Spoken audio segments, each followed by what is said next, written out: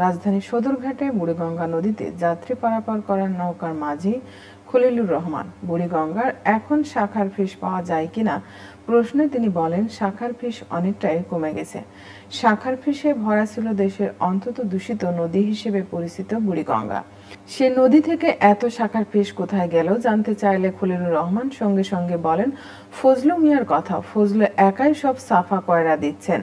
বললেন খলিল, ফজলু মিয়াকে কোথায় পাওয়া যাবে তা জানতে চাইলে তিনি বলেন, তাকে পাওয়া যাবে দক্ষিণ কেরানীগঞ্জের বুড়িগঙ্গার পাড় সংলগ্ন বেবি সাহেবের ঘাটে। বেলা 2টার আগে ফজলুর দেখা পাওয়া গেলে ঘাটে আসার সরু পথে কাছে এসে হাসি মুখে বললেন, আমি ভাইরাল ফজলু। শাখার ফিশের মতো মাছ কেন ধরতে গেলেন তা জানতে চাইলে ফজলু মিয়া বলেন, রাগে ক্ষোভে আগে বুড়িগঙ্গা থেকে শিং মাছ ধরতাম, সঙ্গে আসতো অল্প কয়েকটা শাখার মাছ। গত বছর থেকে দেখি জাল ফেলাইলে ডজনে ডজনে এই মাছ উঠতো।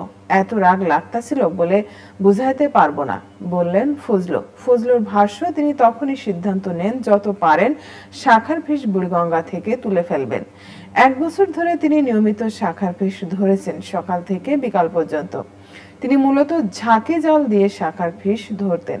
মাস 3 আগে ফজলুর একটি ভিডিও ভাইরাল হয়, যেখানে দেখা যায় তিনি নৌকা বোঝাই করে শাখার ফিশ বিক্রি করছেন। শাখার মাছের ইংরেজি নাম শাখার মাউথ ক্যাটফিশ বা কমন প্লেশো।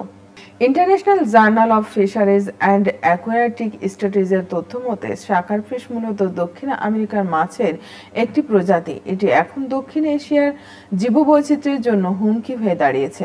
ভারত, মায়ানমার, থাইল্যান্ড ও ভিয়েতনামের জলাধার ও নদীতে শাখার ফিশের আধিক্য বেড়েছে।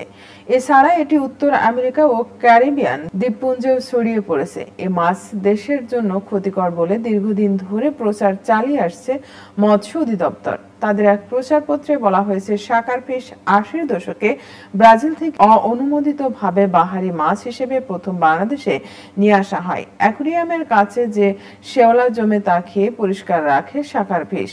এই কারণে অ্যাকুয়ারিয়ামে এই মাছ রাখা হয়। ধারণা করা হয় বিদেশ থেকে আনা এই মাছ কোনোভাবে বাংলাদেশের প্রাকৃতিক জলাশয়ে ছড়িয়ে পড়েছে। শেরেবাংলা কৃষি বিশ্ববিদ্যালয়ের department of fishing and post harvest technology 2023 সালে করা একটি গবেষণায় বলছে, বাংলাদেশের শাখার ফিশ প্রথম শনাক্ত হয় 2008 সালে।